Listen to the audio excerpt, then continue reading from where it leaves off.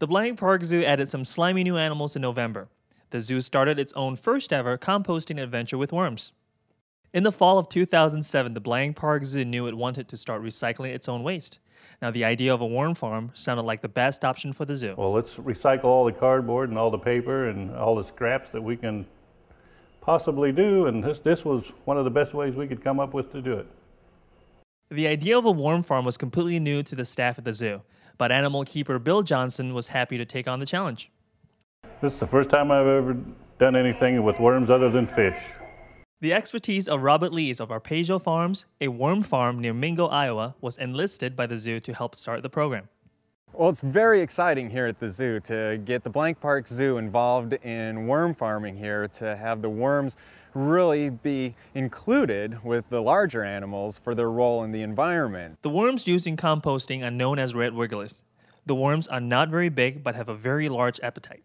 They're not a very big worm. They're only maybe the third the size of a nightcrawler, but they eat their own weight in food every day.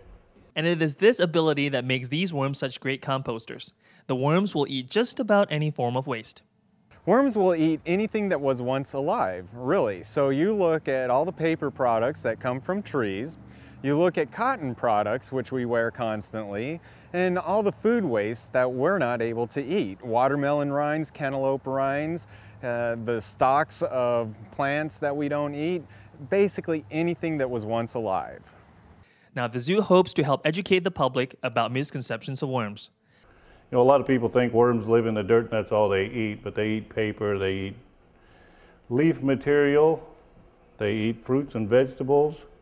They'll eat meat if you want to put it in here. These little worms can eat some very interesting things. The zoo has placed genes in a bin, and Robert explains that they can eat a number of odd things. Vacuum bags is also a very interesting feed for worms, which do worms very well as well. So there's a lot of different items that we can certainly feed worms. Now, with the worms' consumption of all these different types of waste, they have multiplied very rapidly at the zoo. We started out with about 35,000. It's been 5 weeks, and there's probably at least 50 to 60,000 in here now. They've actually ate about one of these full already in 5 weeks. And with the worms doing most of the work, a worm farm is an easy way to compost. The average homeowner can have a worm farm in a small container, but the zoo took it to a much larger scale. With the Blank Park Zoo having a little bit more ground to cover than most of the homeowners out there, a larger tub is going to be used, which is a 465-gallon wooden bin that will hold up to 250,000 worms, eating upwards of 40 pounds a day of organic matter.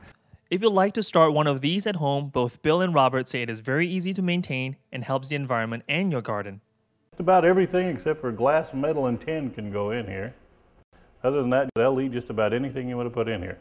It's one of the most environmentally friendly activities you can possibly do. You can help out the environment both by reducing waste and also improving the health of your plants.